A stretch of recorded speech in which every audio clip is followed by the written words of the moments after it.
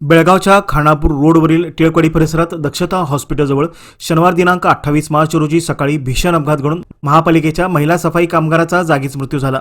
अवक्का सुरेश कोलकार, वय वर्ष 53, राहणार मंडोळी रोड, हंगरगा असे मृत महिलेचे नाव आहे. त्या नेहमीप्रमाणे शहर स्वच्छतेचे काम करत असताना बेळगाव शहराकडून येणाऱ्या टिप्पर वाहनाने त्यांना जोराची धडक दिली. या धडकेत त्या जागीच ठार झाल्या असून त्यांच्या पश्चात 2 मुलगे, 1 मुलगी, सून व जावई असा परिवार आहे. घटनेची माहिती मिळताच बेळगाव उत्तरचे आमदार आसिफ शेठ, नगरसेवक रवी साळुंखे, नगरसेवक शिवाजी मंडोळकर आणि सामाजिक कार्यकर्ते सिद्धार्थ भातखंडे यांनी तातडीने घटनास्थळी भेट देऊन पाहणी केली व संबंधित अधिकाऱ्यांना सूचना दिल्या. येत्या काळात शहरातील अवजड वाहतुकीवर निर्बंध आणण्यासाठी प्रशासनाच्या वतीने लवकरच बैठक बोलावून निर्णय घेतले जातील, असे आमदारांनी यावेळी सांगितले. मृतदेहावर जिल्हा रुग्णालयात उत्तरीय तपासणी करण्यात आल्यानंतर तो नातेवाईकांच्या ताब्यात देण्यात आला. प्रसंगी रुग्णालयाबाहेर मृताच्या नातेवाईकांचा आक्रोश हृदय पिळवटून टाकणारा होता. या प्रकरणाची नोंद बेळगाव दक्षिण वाहतूक पोलीस ठाण्यात करण्यात आली असून पुढील तपास सुरू आहे.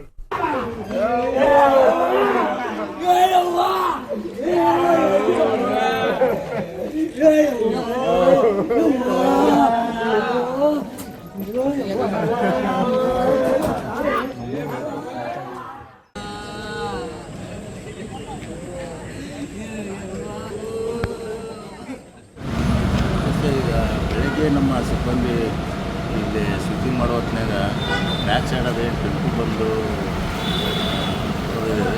ಆಮೇಲೆ ಇಮಿಡಿಯೇಟಾಗಿ ದಕ್ಷ ಹಾಸ್ಪಿಟ್ಲಿಗೆ ಬಂದಿದ್ದಾರೆ. ಮಾಜಿ ಮಹಾಪೌರು ನಗರ ಸೇವಕರು ತಕ್ಷಣ ಹಾಸ್ಪಿಟ್ಲಿಗೆ ಅಟೆಂಡ್ ಮಾಡಿ ಪ್ರಯತ್ನ ಮಾಡಿದ್ದಾರೆ.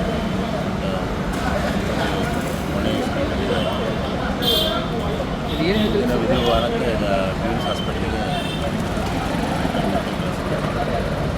ಈಗಾಗಲೇ ಅವರು ಟೆಂಪೋ ಡ್ರೈವರ್ ಸಿಕ್ಕಿದ್ದಾರೆ, ಪೊಲೀಸ್ ಕಸ್ಟಡಿಗೆ ಸಿಕ್ಕಿದ್ದಾರೆ ಸರ್. ಮುಂದಿನ ಇದಕ್ಕೆ ಮನೆ ಗಮನದಿಂದ ನಿಯಮಾವಳಿ ಪ್ರಕಾರ ಏನೇನು ಅದೆಲ್ಲ ಎಷ್ಟು ದಿನದಿಂದ ಕೆಲಸ ಮಾಡ್ತಿದ್ರು ಸರ್?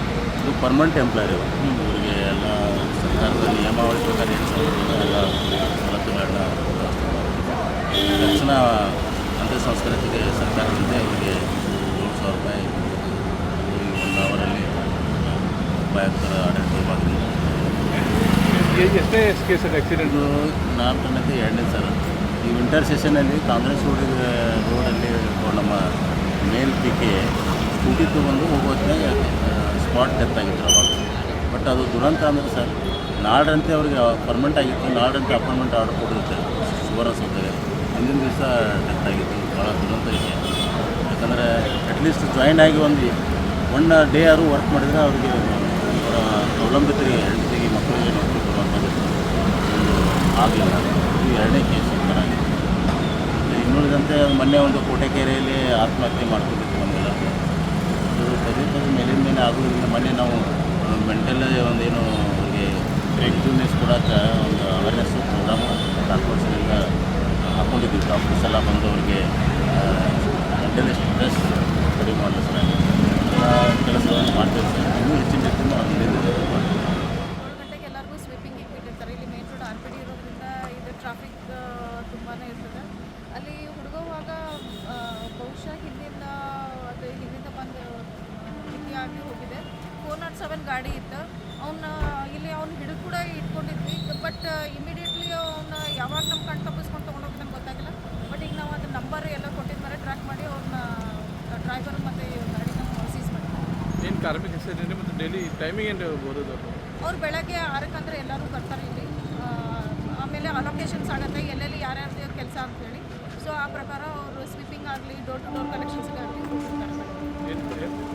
ಹೆಸರು ಅವ್ವಕ್ಕ ಅಂಥೇಳಿ, ಅವ್ವಕ್ಕ ಕೋಲ್ಕಾರ, ಹಂಗರ್ಕ ಇಂಥ